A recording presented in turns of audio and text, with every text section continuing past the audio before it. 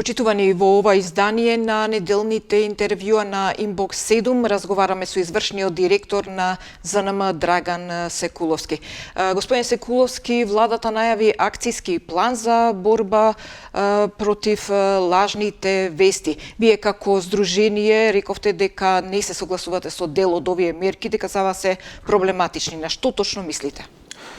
Па да, точно е пред недела дена владата на пресконференција, лично што беше водена од страна на премиерот Заев, најави и образложи предлог план за одлучна акција против ширење дезинформации. Морам да кажам дека Сдруженијето и колегите, како и другите медиумски организации, беа малку затечени од оваа информација, имено ние немавме ниту најава, ниту бевме вклучени во одреден процес предходен како консултација за овој документ, а не начин се изненадивме дека внатре во содржината на истиот има одредени теми што навлегува или не интересира како организации кои што сме присутни во медиумскиот сектор. Будно го следиме процесот, имавме и јавно соопштение, меѓутоа и повеќе информации во медиумите во нашата земја во врска со презентацијата на овој предлог план.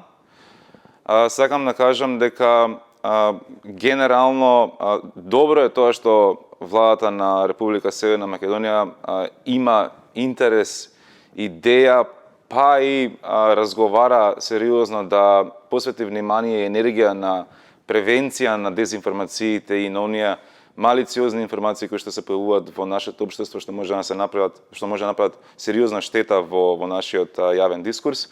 Меѓутоа, од друга страна, треба да се знае дека ваков тип на процеси се водат единствено кога тие се инклузивни, транспарентни, кога главните чинители, а тоа се пред се новинарите и медиумските организации, како и медиумите, потребно да бидат вклучени од самиот почеток. Дел од јавноста овој план го нарече нешто сличен како идејата на поранишниот премиер Груевски за десероизација на медиумите, односно за справување со неподобните медиуми. Ваш коментар? Искрено прв пат слушам дека имало таква реакција во однос на овој план. Јас лично не можам да направам споредба помеѓу тоа, бидејќи за претходниот премиер и тој план, како што вие го кажавте, тука имаше стратегија каде што беа таргетирани индивидуи и граѓански организации со цел да бидат дискредитирани во јавноста и да бидат изложени во известен безбедносен ризик. Која е целта и намерата на овој предлог план, на оваа влада, останува да видиме, меѓутоа сепак ако се осврнеме на содржината на истиот. Јас би можел да кажам дека во тие два дела во овој документ, прво самиот план навидум не личи на план, туку повеќе како презентација, бидејќи ако го споредиме планот кој што го има донесено Европската комисија на 5 декември ланската година, ќе видиме дека истиот има поголема содржина, има над 45 референции, има табели со заклучоци, со конкретни препораки и со објаснувања и на еден начин задолженија до сите членки земји на Европската унија. Во овој предлог план имаме два дела, едните се безбедносни мерки кои што на еден начин ниту јавноста, ниту медиумските организации, ниту новинарите не ни интересираат, бидејќи тоа се повеќе интерни мерки за самата влада и самите институции, како тие ќе се позиционираат во иднина, а со цел да превенираат да имат прекршување на нивните протоколи кога станува збор за комуникација и интерна комуникација према јавноста. Но другиот дел од овој предлог план, што е така наречен со проактивни мерки, тука Сдруженијето на новинари на Македонија има конкретни забелешки пред се дека истите тие неколку точки кои што ние ги сметаме за проблематични, сметаме дека не се доволно добро објаснети и оставаат сомнеш дека истите може да бидат злоупотребени. Дали може би сметате дека како подобро решение во ова владино тело би било да членуваат самите новинари? Видете, еден од проблемите што го посочуваме е конкретно таа така наречена акцијска група, односно група за борба против дезинформации и напади на демократијата, која што е составена исклучиво од представници на владени институции, како што е Канцеларијата на председателот на државата, председателот на владата, собранието, владата, кабинетот на министрот заложен за комуникација, транспарентност и отчетност, МВР, Министерство за одбрана, МНР, Управа за безбедност, контраразузнавање, како и за Агенција за разузнавање и други организации. Јас лично не мислам дека новинар треба да седи на маса со представници на овие институции, од причини што ако целта на оваа акцијска група е да интерно анализираат податоци во делот на дезинформации и во делот на лажни вести, и тие да ги користат за нивни интерни цели, како тие да се позиционираат внатре, да имаат подобра комуникација со граѓаните и да бидат потранспарентни со цел да се избегне штета, тогаш е во ред. Меѓутоа, ако оваа акцијска група има проактивна улога во насока на тоа да има повремени активности со што ќе се обиде да се наметне со своји ставови дали нешто е етично или не во самите медиуми, тогаш имаме проблем. Бидејќи дали некој медиум си ја врши својата работа на професионален начин или не, дали некој новинар постапува во рамки на кодексот на етично известување или не, тоа е работа само и исклучиво на новинарската фела.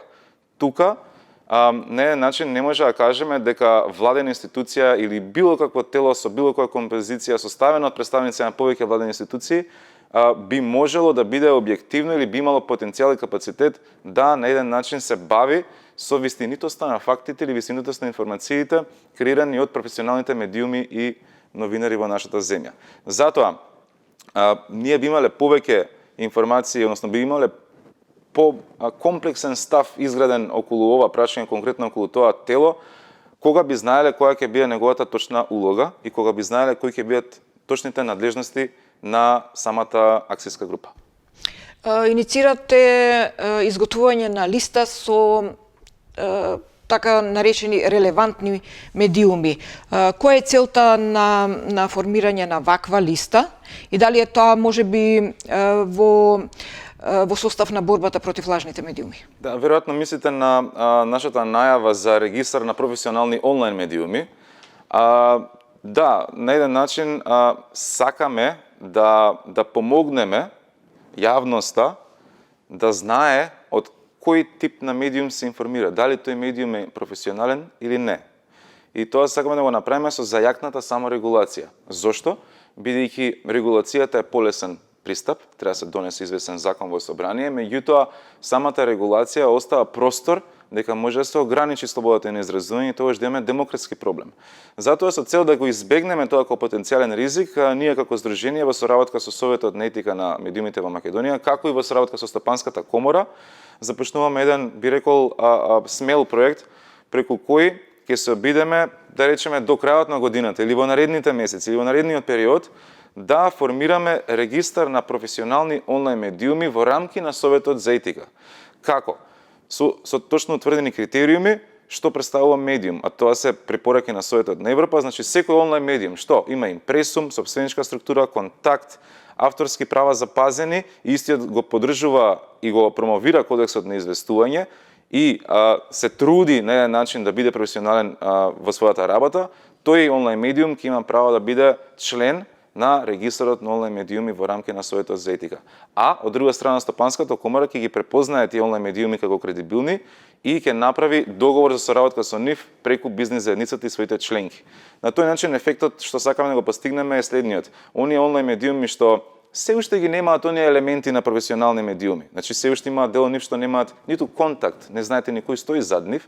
Значи тие ако сакаат да бидат третирани како професионални и да бидат препознаени од рекламерите, ќе мора да на еден начин се коригираат и да останат коригирани и професионални, а оние што на еден начин сакаат да продолжат со таква неетична работа, да, тоа може да продолжат да го прават, меѓутоа јавноста ќе знае дека тие се непрофесионални и бизнис заедницата не треба да ги поддржува.